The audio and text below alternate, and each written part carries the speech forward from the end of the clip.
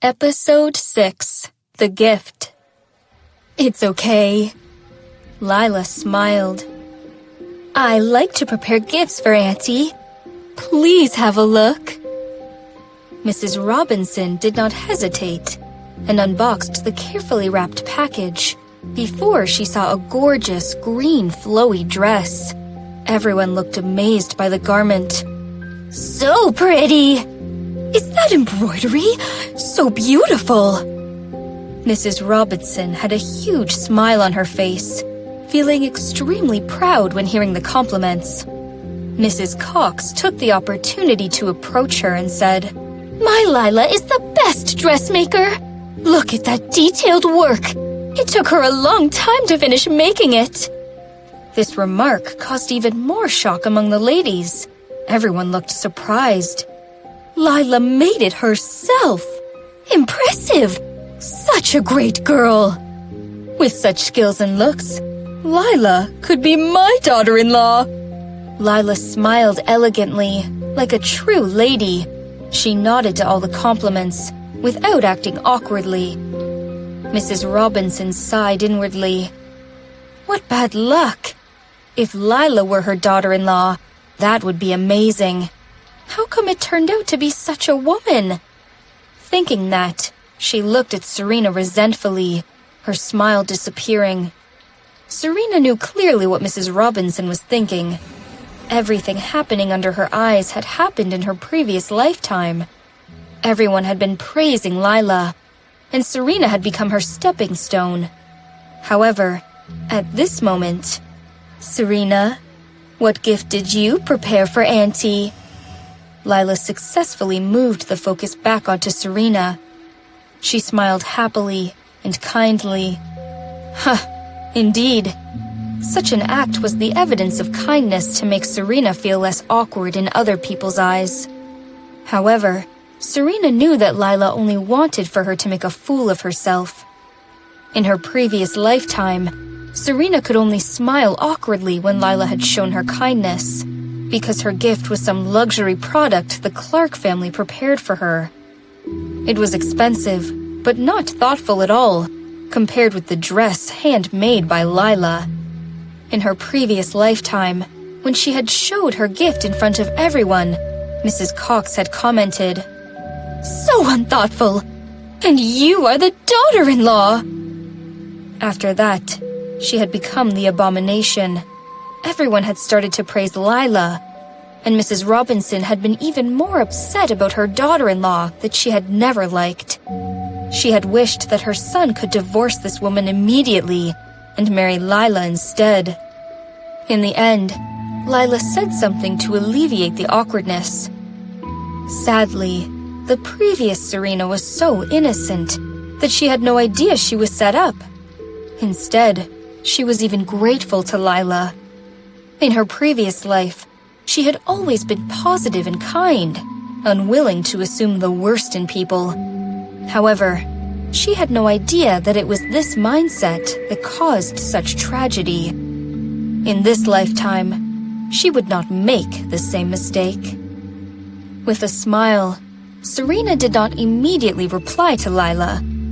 Instead, she looked at the green, flowy dress Mrs. Robinson was holding. Seemingly surprised, she asked, Lila, did you study at Austin? Lila did not expect Serena to suddenly change the subject and was surprised by her question. On the other hand, Mrs. Cox was less polite than her daughter. She sneered and said, You think my Lila has the same amount of leisure as you do? She went to Australia to study abroad and only graduated and returned a few days ago. Serena was even more surprised. However, I do think the embroidery is the work of the dressmaker at Austin. Look, there's a little curve in the end, which is the unique technique of Mr. Smith. Lila's smile froze. Mrs. Cox hit Serena's hand and said, All you do all day is brag. If you want to praise Lila, you can just say so. Her techniques are great, much better than yours. Mrs. Robinson was also a bit upset. She looked at Serena coldly and said, "What do you know? You probably haven't even seen many pieces of such rare designer dresses, and now you're talking about embroidery. Do not make a fool of yourself." Hearing these words, Lila looked even more pleased, although she did not know how the stupid girl found out. No one would believe a word Serena said anyway. As expected, all the ladies cast blaming looks at Serena. Mrs. Allen said, "Lila made so much effort to make the dress for your mother-in-law. It is not appropriate for you to say that, don't you think? If you are that good, you can make your own gifts as well. But do not sabotage others. That is shameful. I was wondering why your mother-in-law did not like you, and now I finally have an idea. If I had such a daughter-in-law, I would not have liked her as well." "Please don't say so." Lila had a look of compassion on her face.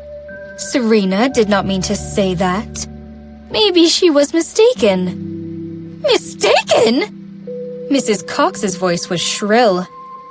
How could she say such a thing when she is mistaken? If she has her facts correct, what can she pull? Serena glanced at Mrs. Cox coldly and said, "Mrs. Cox, this is indeed the technique of Mr. Smith. I have proof." Mrs. Cox snickered and crossed her arms. "I thought the Clark family brought you back and spent 2 years to put some education in you.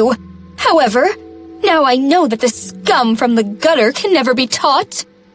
Her words were mean. The ladies became quiet. Looking at each other, they felt the atmosphere had become awkward. The words were so terrible that everyone looked at Serena. Serena's face dropped as she dug her fingers into her arms. Everyone thought Serena would be angry. After all, no one could listen to such terrible words. In addition, Serena was famous for being short-tempered. However, she did not lose it. Serena looked at Mrs. Cox coldly and sneered. "It is true that the scum from the gutter cannot be changed. When a shrewd thief becomes a lady, I'm sure her children would steal as well." Hearing that, Mrs. Cox suddenly changed her expression. When she was young, she was charged with stealing. However, after she married the father of Lila, that part of her life should have been purged. How come this foolish girl would know that? Unconsciously, she looked at the ladies, who were at a loss. Obviously, no one knew what Serena was talking about. Suppressing her shock and anger, Mrs. Cox dodged eye contact and screamed, "What do you mean?" "I have proof that this garment is made by Mr. Smith at Austin, instead of Lila," Serena stated clearly, word by word. Lila looked upset and said, "Serena, why would you say that? I know that you are unhappy that Auntie likes me more. However, please don't make things up."